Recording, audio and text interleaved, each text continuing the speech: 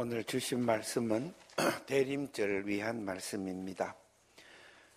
우리 교회는 연중 내내 정초에 우리가 나눠준 1년 연중 성경 묵상표에 따라서 말씀을 전하고 있습니다. 이번 대림절 묵상 성경 구절을 다 보았더니 첫째 주일에도 신약 복음서는 누가복음서 1장에서 말씀하도록 그렇게 지시되어 있습니다. 이 두 번째 주, 셋째 주, 넷째 주도 모두 누가복음 1장에 말씀을 정언하도록 이렇게 나누어져 있습니다. 가만히 보니까 그 문단을 나누어서 1절에서 25절까지 오늘 말씀 전하고 다음 주일에는 26절부터 또 전하고 그 다음 주에는 또 39절부터 전하고 이렇게 문단을 4개로 나누었습니다. 오늘 말씀을 보면은 이 누가복음 1장은 세례 요한 탄생기입니다. 세례 요한 탄생기. 마태복음에 보면은 세례 요한 탄생기라고 특별히 별도로 나와 있지 않습니다. 또 마가복음에는 예수님 탄생기조차 나오지 않습니다. 마태복음과 마가복음에 이 세례자 요한의 탄생기가 없고 또 마리아 수태고지라고 해서 마리아가 아기를 뵐 것이다 하는 그 말씀은 마태복음에서 1장에서 보도하고 있습니다. 그렇기 때문에 누가복음 1장, 2장에 걸쳐 나오는 탄생기는 누가복음을 쓴 저자에게 독특한 것으로 우리에게 알려주신 말씀이다 하겠습니다. 세례자 요한을 특별히 강조하는 까닭은 누가복음서가 이방인 세계의 선교를 강조하는 책이기 때문에 더 그렇습니다. 누가복음서의 후편이 사도행전 아닙니까? 그래서 누가복음 1장에 보면은 데오빌로 가카에게 예수님의 생애를 한번 자세히 알려주겠습니다. 이렇게 서문이 있습니다. 1절에서 4절까지. 데오빌로 가카에게 쓴 그 편지 형태로 복음서를 기록하고 있어요. 사도행전에도 보면은 1장 제일 앞에 데오빌로 가카여 하면서 예수가 부활하고 난 십자가에 처형되고 난 그 뒤후에 이야기를 좀 자세히 내가 들은 대로 알려드리겠습니다. 이렇게 해서 누가복음서와 사도행전은 한 저자가 기록한 책이다 하는 것이 이 사이의 결론입니다. 그러면은 이방인 선교를 하는데 이 세례자 요한의 이야기를 각별하게 자세하게 말씀하는 까닭이 뭘까 하는 것을 생각하지 않을 수 없습니다. 유대교에서 유대 전통 이론에서 메시아가 오기 전에 엘리야가 반드시 와야 한다 하는 것이 정통 이론입니다. 그리고 메시아는 다윗 왕국을 계대할 분으로 다윗의 자손에게서 태어난다 하는 것입니다. 이러한 이론에 의하면은 이방인 선교의 지평은 닫혀 있습니다. 다윗 왕국의 후손이 와서 국가를 재건해야 될 사명을 띈 것처럼 이렇게 들리기 때문에 그렇습니다. 유대 땅이 오랫동안 식민지로 있었습니다.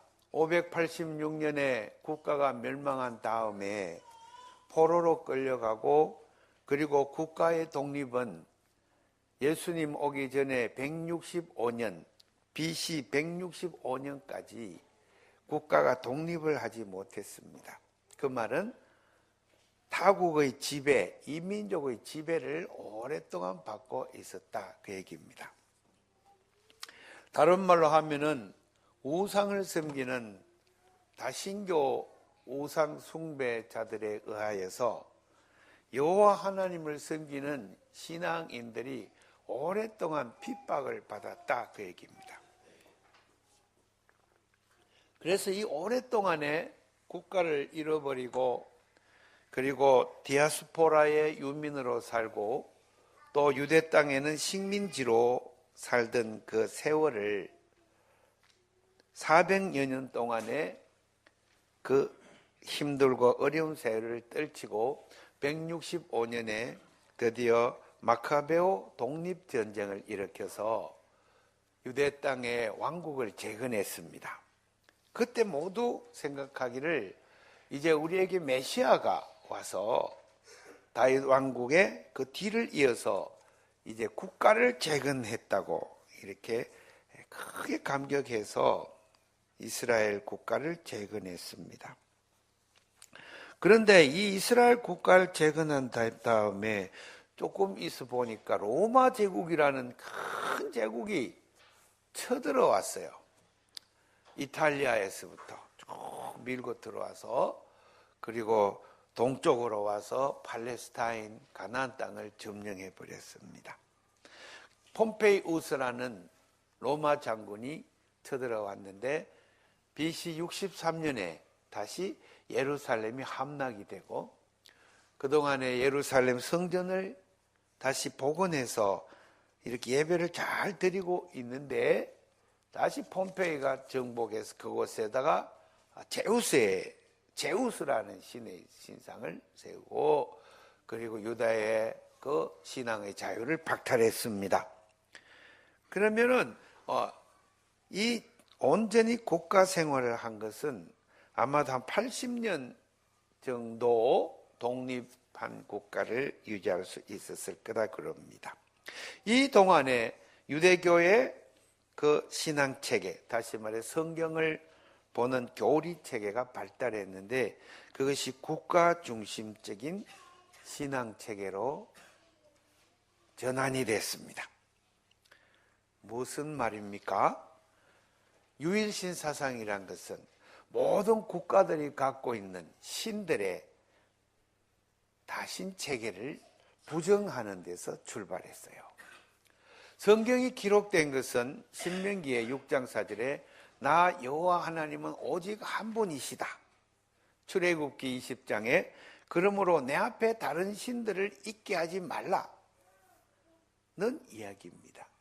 로마 제국의 신도, 그리스 제국의 신도, 바빌로니아 신도, 또 페르시아의 신들도, 이집트 제국의 신들도, 그런 많은 작은 폴리스 도시 국가들이 세운 신전에 있는 신들, 제우스, 아폴로, 디오니소스 등등의 모든 신들은 비존재다, 허무한 것이다, 없는 것이다 선언하는 것이 성경의 선언입니다. 오직 계신다면 유일하신 하나님, 그분은 여호와 하나님이시오. 여호와 하나님은 모든 국가들의 물질 기반이 되고 있는 노예 노동력의 기초에 있는 바, 여호와 하나님은 그 노예들을 해방시킨 분이시다. 이렇게 선언하는 것이 성경의 본질입니다. 성경으로부터 출발한 유대교는 국가를 세우면서 여느 다른 국가와 같이 권력 투쟁에 휩싸여 들어갔습니다. 종교인들도 종교 권력 투쟁에 휩싸여 들어갔습니다. 그리고 사회적인 생산을 담지하기 위해서 노예 제도를 도입하지 않을 수가 없었습니다. 국가의 본질입니다.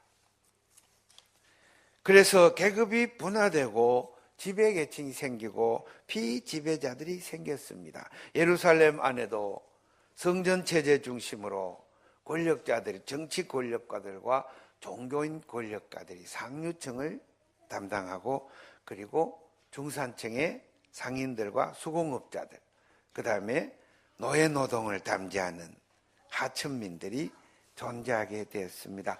이것이 유일신 사상이 금지하는 바입니다. 근원적으로 유일신 사상이란 것은 국가의 기초에 세워진 것이 아니라 소공동체, 하나님이 누군지 깨달은 사람들, 비록 그들이 어느 나라에 속한 사람이라 할지라도 하나님과의 소통을 할 수 있는 사람, 하나님의 부름을 받은 사람, 하나님 나라의 백성, 언약의 백성, 말씀을 공부하는 사람들이 335 모여서 20명씩 또는 30명씩, 50명씩, 그리고 회당에 모여서 거룩한 안식일을 지키며 안식일날 말씀을 봉독하며 예배드리는 공동체, 그게 하나님의 나라, 그 유일신 신앙의 체제입니다. 오늘 말씀을 보면은 이 헤롯 대왕이 제5절에 나옵니다. 유대왕 헤롯 왕, 영어로 헤롯 더 그레이트라고 합니다. 워낙 권력을 집중시켜서 절대 왕정을 누렸기 때문에 더 그레이트, 대라고 붙였습니다. 대헤롯. 근데 이 사람 예루살렘의 권력을 찬탈했습니다. 로마에 있는 카이사르 율리우스 카이사르, 이것이 우리말 시자라고 하는 율리우스 카이사르의 그 동료가 되어서 제가 그의 신임을 받아서, 그리고 유대 땅을 내가 다스리겠노라고 그에게 많은 공물을 갖다 바치고 제가 왕으로 임명을 받아서 부임했습니다. 왕으로 부임해 온 거예요. 이 사람은 유대인이 아니에요. 이두메인입니다. 이두메란 말은 에돔 족속을 가리키는 말입니다. 후대에 아람어로 음가가 바뀌어서 이두메야라고 이름이 바뀌었습니다. 이는 에돔 족속으로서 유대 땅을 다스리는 임금으로 부임해 왔습니다. 그가 제일 처음에 일으킨 사업은 다 퇴락해져가는 성전을, 예루살렘 성전을 완전히 새롭게 리모델링 하는 것이었습니다. 저는 여호와 하나님을 섬기는 신앙인이 아니었지만 그는 왕으로서 유대교의 환심을 사기 위해서 저들의 모든 욕망의 결집체로서의 성전을 완전히 새롭게 재건축하는 일에 착수했습니다. 그래서 9년 동안에 걸쳐서 막강한 재정을 투여해서 지금보다 더 큰 성전, 기존에 있던 성전은 허물어 버리고, 그리고 성전의 터가 좁아서 그 밑에 기둥을 받고 성전의 그 건축 터전을 몇 배나 넓혀가지고, 그리고 거기에다가 헤롯이 세운 성전, 헤롯 성전을 세웠습니다. 그리고 그는 유대 상층을 다스리는 종교가들 그룹들과 맹약을 맺고, 그리고 이 나라를 평화롭게 다스릴 수 있도록, 말썽이 일어나지 않도록 유다의 자치제도를 세워놓고, 그리고 사두개파와 바리새파 지도자들과 손을 잡고, 그리고 성전을 크게 투자를 하면서 저들의 마음을 사로잡았습니다. 그래서 유대 땅에 헤롯의 정권이 들어선 것입니다. 이러한 헤롯 때에 아비야 반열에 제사장 한 사람이 있었다. 그러면 타협한 사람입니다. 제사장들. 네. 식민지의 로마 제국의 식민지 치하에서, 그리고 그 대리 통치자 헤롯, 이방인 헤롯의 그 치하에서 그 현실적인 통치를 받아들이고, 그리고 유대 땅의 종교적인 독립을 줄 것을 약속을 받으면서, 그 다음에 이 상층에 있는 제사장들이 저 시골에 있는 제사장까지의 조직, 국민 조직을 가지고 이제 유대 땅을 다스리고 있는 중입니다. 이 속에 아비야 반열의 제사장 한 사람이 자기 당번이 되어서 이제 성전에 봉사를 하려고 올라갑니다. 그 이름은 사가랴입니다. 그 아내의 이름은 엘리사벳입니다. 사가랴, 엘리사벳은 아기가 없었습니다. 엘사벳이 아기를 낳지를 못했습니다. 사가랴는 평소에 하나님께 간절히 기도했습니다. 대를 이을 아들을 주십시오. 아들을 주십시오. 그런데 분향하는 중에 그 지성소 앞에 분향단이 있잖아요. 이쪽에는 램프가 있고 이쪽에는 진설병이 있는 진설상이 있고 복판에는 분향단이 있습니다. 그 분향단에서 향을 올리는데 가브리엘 천사가 나타났어요. 사가랴에게 아기를 낳을 것이다 그랬습니다. 성경 말씀은 그토록 바라고 기도했던 것이 응답된 줄로 알고 사가랴는 너무나 놀랍니다. 그런데 저의 마음에는 의아함이 있습니다. 아니, 우리 아내는 늙었는데 경수가 끊어졌는데 무슨 얘기지? 네. 이렇게 의심하는 말, 네. 그렇게 함으로써 저는 그 말을 못하는 무건으로 지내야 되는 혀가 굳어져 버린 그런 벌을 받았습니다. 아기가 나올 때까지 말을 못하는 때까지 저는 사가랴는 침묵 속에 있어야 됐습니다.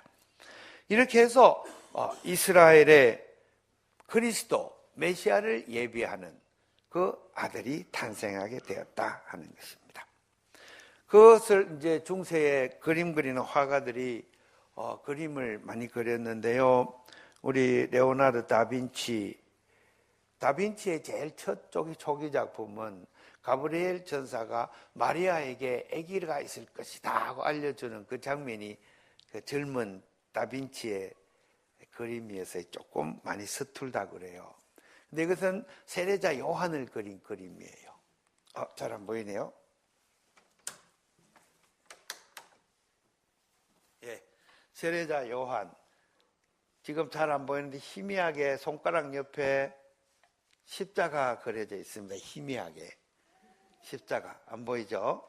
네. 세례자 요한 되게 이쁘게 그렸어요. 이 요한의 고난을 상징하는 것입니다. 십자가가 있습니다. 이것은 다빈치가 늙어서 죽을 때 마지막으로 남긴 작품이라 그래요. 그래서 제일 처음에 예수님 탄생 이야기를 그렸고 제일 죽을 때 세례자 요한 얘기를 그렸습니다. 그것보다 후대에 전대 사람이군요. 카라바조라는 사람이 있어요. 그것도 그림 한번 봅시다. 세례자 요한은 그 다음 그림, 네, 이것은 세례 요한의 목을 베는 장면입니다. 여기에 뒤에 단도를 들고 있는 사람이 세례자의 머리끄덩이를 집어매고 목을 땄습니다. 그래서 저 밑에 보면 피가 막 펑펑펑 나오는 장면입니다. 그리고 그 옆에 서 있는 간수는 구경하고 있습니다.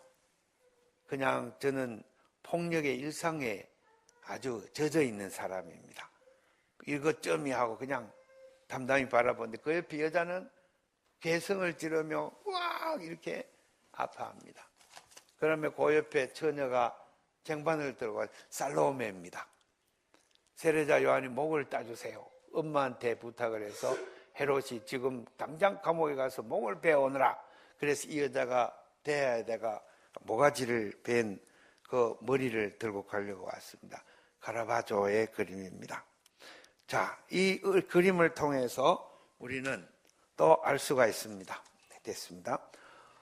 세례자 요한은 부름을 받아서 그리스도 메시아를 예비하러 왔는데 저는 목이 잘려 죽는 사형을 당한 비운의 사람이 되었습니다.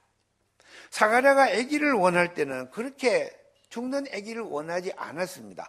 저는 제사장이었기 때문에 제사장 가문을 대대로 이어서 예루살렘 성전에서 봉직을 해야 되기 때문에 하나님을 섬기며 그리고 빛나는 제사장 반열의 아들이 되기를 바랬을 겁니다. 그런데 누가복음 1장 끝에 보면은 이 사가랴가 입이 풀려서 하는 말이, 찬송을 한 다음에 하는 말이 내 아들은 예언자가 될 것이다 그랬습니다. 예언자. 예언자는 뭡니까? 제사장하고 예언자는 다릅니다.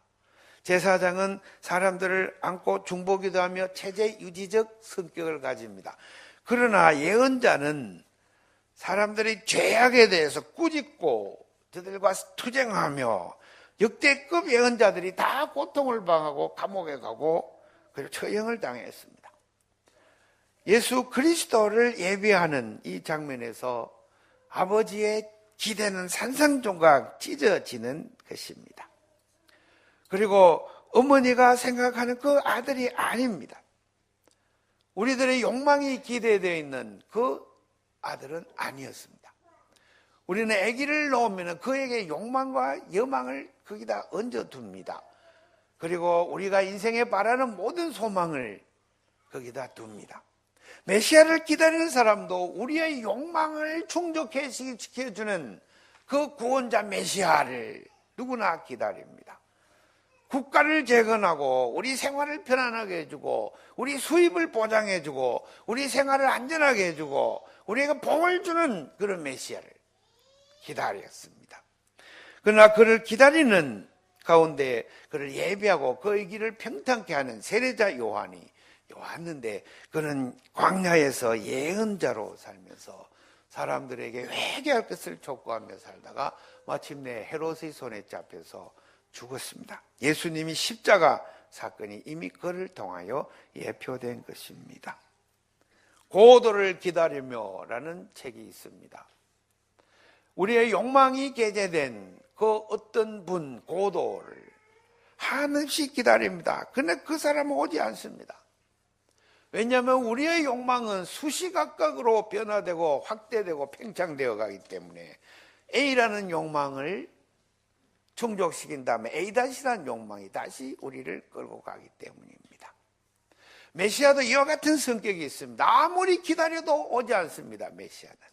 왜? 성경을 잘못 이해하기 때문에 그렇습니다. 참으로 진실한 메시아, 그분은 이미 왔습니다. 예수님이 십자가 위에서 또 세례자 요한의 예비한 길을 통해서 이미 왔습니다. 오늘날에도 유대교인들은 메시아가 오지 않았다고 계속 기다리고 있습니다. 그러나 우리 성경을 통해서 증언하는 바 우리 그리스도인들은 예수님이 이미 오셨고 우리 두세 사람이 모여서 기도하는 그 현장에 성령님으로 이미 오시고 우리가 예배드리는 이 현장에 메시아 그리스도는 이미 와 계십니다. 무슨 얘기입니까? 우리의 욕망은 다 충족되었습니다. 우리가 바라고 원하던 것은 오직 한 가지, 유일하신 여호와 하나님의 영광을 돌리고 그분을 기쁘게 해드리려고 살려고 하는 그 여망, 그것은 이미 충족되었습니다. 그러므로 이제 우리는 더 이상 욕망의 노예가 아닙니다. 아무것도 바라지 않습니다. 세상적인 것 아무 의미가 없습니다. 우리는 유일하게 바라는 것이 있다면 하나님 영광 돌리고 영존하신 하나님, 영생하신 하나님과 접속하여서 우리는 영생에 이르는 길을 달려갈 것입니다. 우리 예수님이 보여준 이 길, 나는 세상을 이겼노라. 이미 우리는 세상을 다 이겼습니다. 그러므로 이 대림절에 세례자 요한을 우리가 묵상하면서 우리가 진정으로 무엇을 기다리고 있는가 하는 것을 우리 자신의 내면에서 다시 한번 관찰하고 우리 자신을 예수님의 십자가와 부활의 그 메시지 앞에 세워서 이번 한 해 2018년을 맞기 전에 대림절을 소망과 희망으로 가득 찬 기쁜 절기로 다 지내기를 주의 이름으로 축복합니다. 기도합시다. 하나님 아버지 감사합니다. 사가랴의 여망이 어떻게 이어지는지 우리는 말씀을 통해 묵상합니다. 우리 대림절에 오실 메시아 그리스도를 기다리는 마음이 충만하게 하시고 그리고 마침내 그리스도께서 이미 우리 가운데 오셨음을 확정하고 주님 앞에 감사와 찬양의 예배를 드리게 하옵소서. 그래야 이 복음이 온 땅에 전파하시되 특별히 대한민국에 전파되어서 온 나라가 욕망의 구덩이 속에 범죄와 폭력의 도가니에 휩싸이지 않게 하시고 온전히 평화의 길로만 달려갈 수 있도록 이끌어 주시옵소서. 예수님 이름 받들어 간절히 기도 올려옵나이다.